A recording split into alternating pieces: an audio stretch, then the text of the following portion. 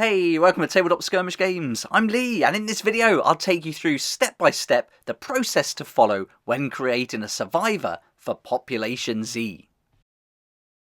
Right, let's get straight into it, and here's the miniature that I want to play as a new character in my group of survivors in Population Z. And so I'm going to base my character from the model. So I'm going to play WYSIWYG, I'm going to look at the weapons he's equipped with, and then design the character around the miniature. So you can do it that way, or you could design the character first, and then find or build a miniature that matches what you want. But this is perfect. This guy's set up exactly as I want him for a leader for a new group. The first thing I need to do is print off a survivor card and backpack, and you can find this as a free PDF to download on our website, links down below. And then I'm going to go to page 17, and this takes you through the whole process. It introduces you to survivors and the different cards for the weapons, job, hobby and skill. And then there's a page on size, and this is one of the biggest parts of creating your characters. You choose between small, medium and large, and each has its own advantage and disadvantage, but it gives you a lot of control, and this is one of my favourite parts of the game. I really love doing this process. So there's 9 steps all together, and we're going to work through it, and I'll actually create this character using the survivor card here, and we'll have a real good look at the hobby and job tables, and we'll have a look at the cards as well, which again you can download on the website. So here we go, we've got our survivor card, and step 1, we have to give our survivor a name. This guy's Axel, so there we go, I'll pop the name in there. And then you could do a little drawing if you wanted to, or if you wanted to do it digitally, you could pop a photo in there as well. Then we're on to step 2. This is where we choose the size now. So he's got a big model, this, and I want him to be a big, bulky character. I want to be pretty tough in close combat as well. And here's one of the other members of the group that I'll be creating soon. And you can tell that he's a medium character for sure. So I'm definitely going to go large with Axel. And then, so I'll put in there L for large.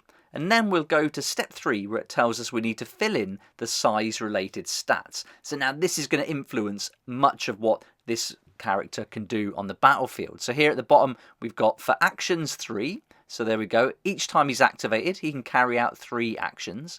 His reflex characteristic is 3. So when he's attacked at range, they need to roll a 3. Guard is a 5. So in close combat, a 5 is needed. And then the armor save is going to be a 3+. And because he's large, he can carry more. So he's got 10 carry slots available. And each item will have a different amount of carry slots that it takes up. Alright, now let's move on to step 4. We're going to choose the job now. So we go to the job table, and here you can see there's 10 jobs, and each job has got 4 abilities. And these work in a chain, so you can choose these abilities and develop your character as you work through different scenarios by spending PopZ tokens.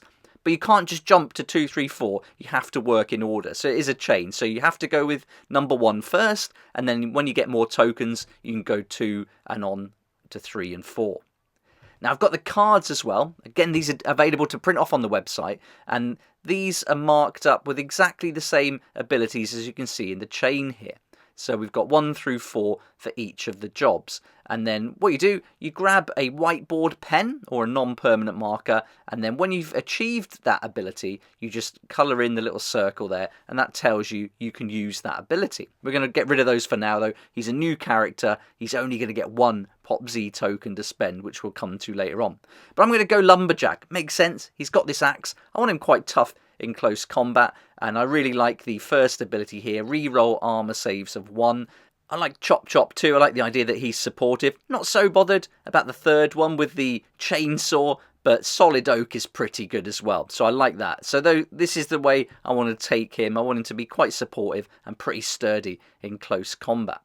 So there we go. We've done the job. Now we're on to step 5. We're going to choose the hobby. And this table works the same way. 10 hobbies, 4 abilities that you gain in a chain. And again, we've got cards for these available for you on the website. Now the obvious choice here might be to go for the martial artist, make him really tough in close combat.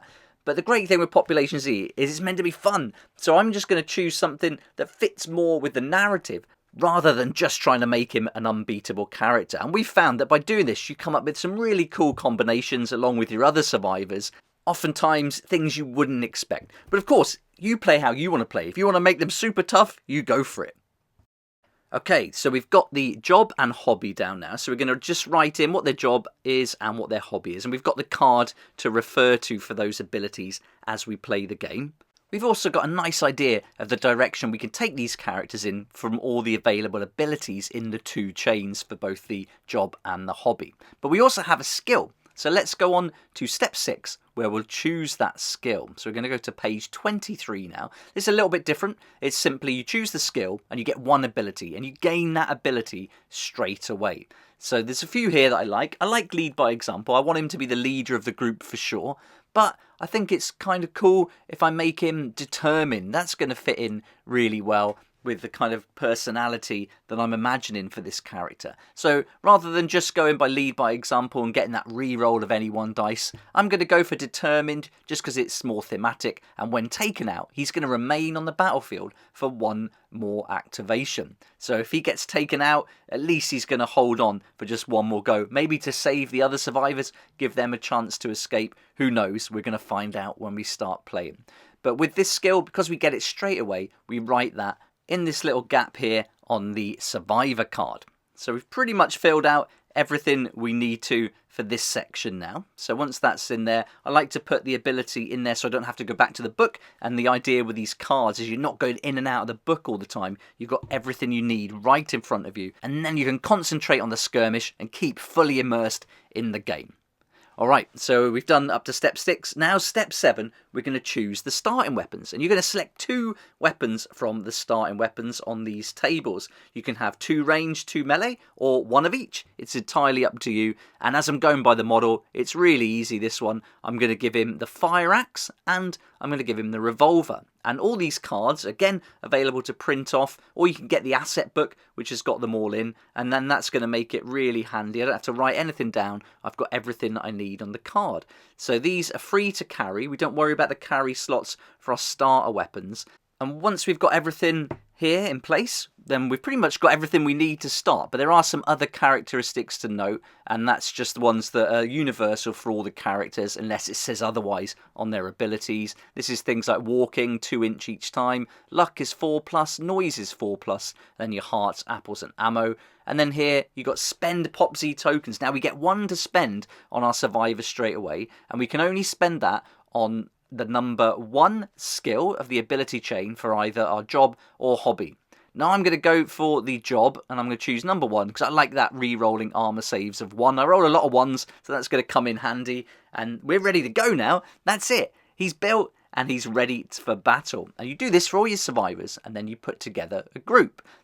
And the way we design these cards is that you're not going to see all the abilities at once. So you're learning all the rules slowly, which is great for younger players. Although this isn't a kid's game, this is for all ages. And so each time you unlock an ability, you slide the cards down. So you're not overwhelmed with information. You're going to gradually pick up everything your character can do. And hopefully then not forget their ability. Now something that I found really helpful is to grab a paper clip and just pop this on your 3 cards. And then that's going to keep just the abilities you want to see shown. So when you're like crossing off your hearts, apples, and your ammo, you're not going to move everything around. That's just a nice little tip. Keeps everything really well organized. And then you've got your revolver and fire axe that you can pick up and actually get the stats right in front of you when you use them.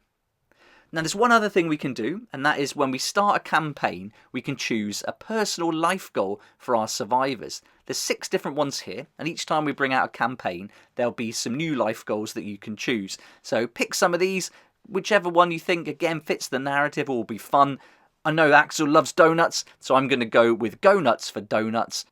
As it's his favourite food, if he ever finds a donut during a search, he'll get 3 times that amount. So that's really cool. So I'll just put life goal here and then donuts, just to remind me that if I do any searching, I do come across a donut, we're going to get 3. So that's really fun.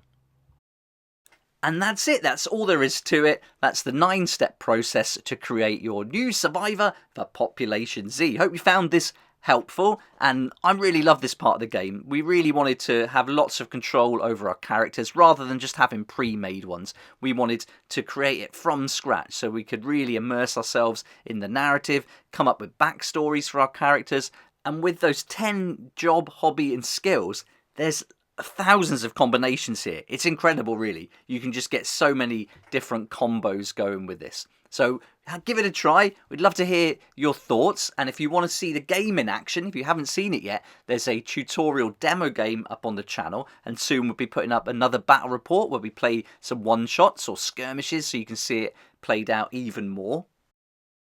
You can find a how to play series going from part 1 through to 11 in great detail, going through every rule you need to know to get playing your first game. And then there's a book review as well, where I go right through the core book so you get a good idea of what's involved and what's included. And then I've also got another book which is an optional extra.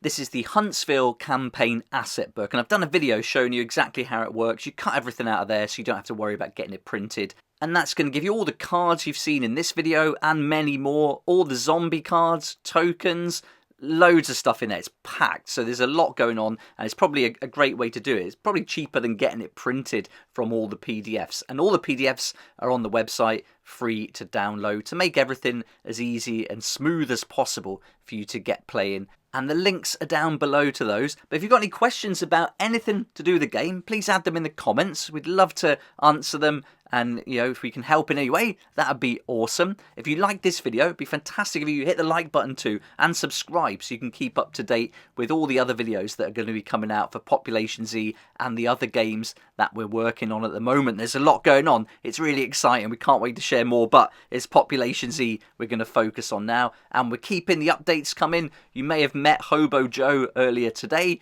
and you can find some Population Z Survivor PDFs on our website, which are free to download. And then these cards are all filled out. These are really handy as a reference, or maybe you just want to have a character that's already done so you can get playing really quickly and give it a whirl. So those are available. We've also put our first one-shot up, Sleeper Train, a right proper scrap. We're going to bring these out every month, and they're going to be priced at around $2.95. And if you sign up to our Patreon, you're going to get these free. So whether you go as a survivor or standout survivor at £3 or £5 a month, anything between £2.50 and £5, you're going to get those supplements for free. That's for all our games, not just Population Z. So as things start to develop, you're going to save a bit of money there. With the Mutts Nuts at £10 a month, you get your name featured, as you can see here. That's in every long form video, and you get a copy of the PDF for Weekend Warriors 2, and the Brainy Bunch is a really cool one. If you want to check that out, that's a great way, if you're a small business, to get some cheap advertising in by sponsoring a channel. And we keep you updated there with new characters. Here's another one, Bobby the Bulldog. And any news or new products come out, we pop them on there so you're kept right up to date. Okay, that's it for now. I'm going to leave it there. Thank you so much for watching this video. Hope you liked it, and I really look forward to seeing you here again next time on Tabletop Skirmish Games.